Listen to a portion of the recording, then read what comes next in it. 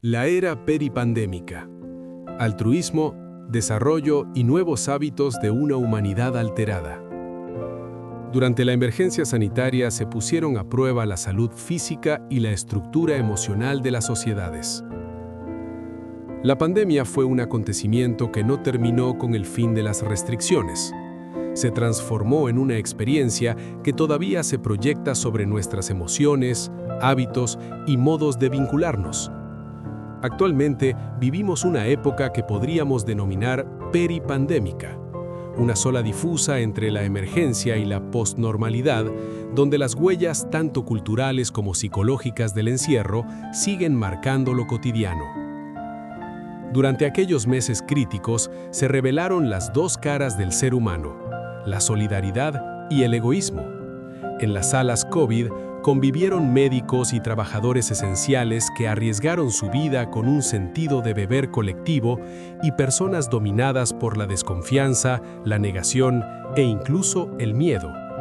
La sociedad fabricó héroes silenciosos, profesionales, comunicadores y docentes que sostuvieron lo común cuando el mundo se detuvo. Pero también aparecieron reacciones agresivas, impulsivas, propias de una humanidad desbordada por el estrés y el aislamiento. La neurociencia lo explica. Bajo amenaza, el cerebro límbico, donde habitan la emoción y el impulso, se impone sobre la corteza racional. La empatía se debilita y florece el instinto de supervivencia. Sin embargo, el altruismo también es un instinto.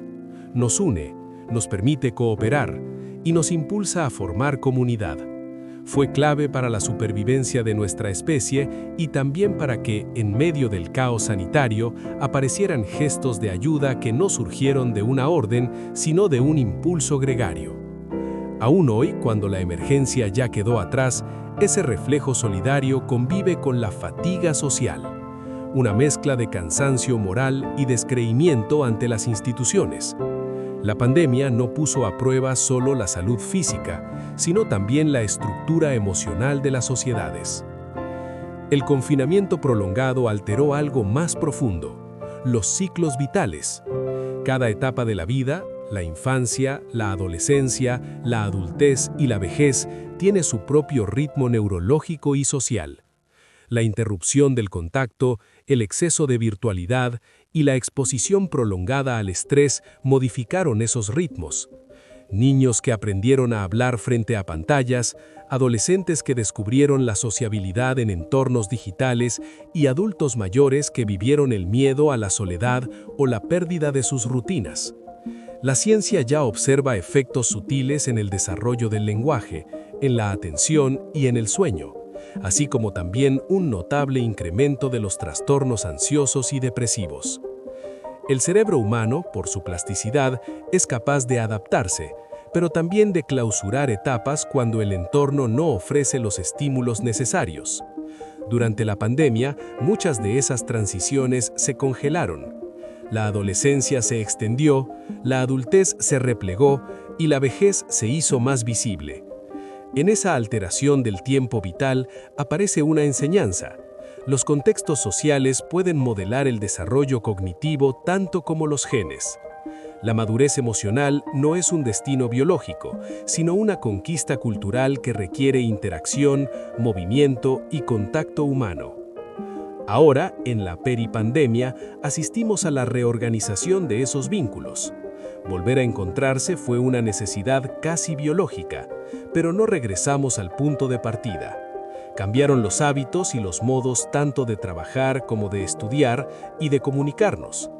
La tecnología, que fue salvación y refugio, se convirtió también en adicción y frontera. Nos acostumbramos a una hiperconectividad que, si bien facilitó la continuidad educativa y laboral, consolidó una vida más sedentaria y más mediada por pantallas. Esa rutina, en muchos casos, persiste. Lo que comenzó como un hábito sanitario, distancia física, control del contacto, desinfección constante, etc., derivó en un patrón cultural, cierta reserva frente al otro. Lenguaje y pandemia.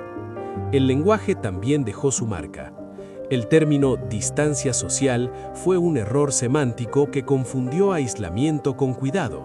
Lo que debió llamarse distancia física instaló la idea de que protegerse implicaba separarse. Esa confusión tuvo consecuencias. Se erosionó la confianza, se fragmentaron los grupos y se acentuó el individualismo. Recuperar lo social continúa siendo una tarea pendiente de estos tiempos peripandémicos. A la vez, la experiencia de vulnerabilidad colectiva despertó una nueva conciencia sobre la salud mental. Temas antes marginales como la ansiedad, la soledad, el duelo o la fatiga emocional entraron en la agenda pública. La pandemia visibilizó la fragilidad psíquica como parte de la salud integral. Ese aprendizaje cultural, aunque doloroso, es quizás uno de los legados más constructivos del período. La humanidad entendió que la mente también necesita cuidados preventivos, comunidad y sentido. No obstante, el olvido avanza con la misma velocidad que el retorno a la normalidad. Como en otras epidemias históricas, la sociedad tiende a reprimir el recuerdo. La costumbre vuelve a dominar la conducta. Nos lavamos menos las manos, abandonamos el barbijo y el miedo colectivo se fue diluyendo. Pero el hábito, decía Plinio el Joven, es el maestro más eficaz. Lo aprendido durante la pandemia no desaparece del todo, se transforma en reflejos culturales, en modos de mirar al otro y en una conciencia más o menos activa de nuestra interdependencia. La etapa peripandémica nos deja así una paradoja. Somos más conscientes de la fragilidad humana y al mismo tiempo más propensos al aislamiento digital. Nos sabemos vulnerables, pero también más dependientes de lo colectivo. El desafío es convertir esa memoria en prevención, esa empatía momentánea en estructura social. Si algo mostró la pandemia, es que la humanidad no se divide entre héroes y egoístas, sino entre quienes aún creen en el otro y quienes ya no. El virus se retiró, pero dejó un espejo encendido. Lo que vemos ahí no es solo nuestra biología amenazada, sino también nuestra forma de estar en el mundo. En esa imagen incierta entre el miedo y la cooperación, entre el encierro y la necesidad de encuentro, se juega el futuro emocional y cultural de nuestra especie.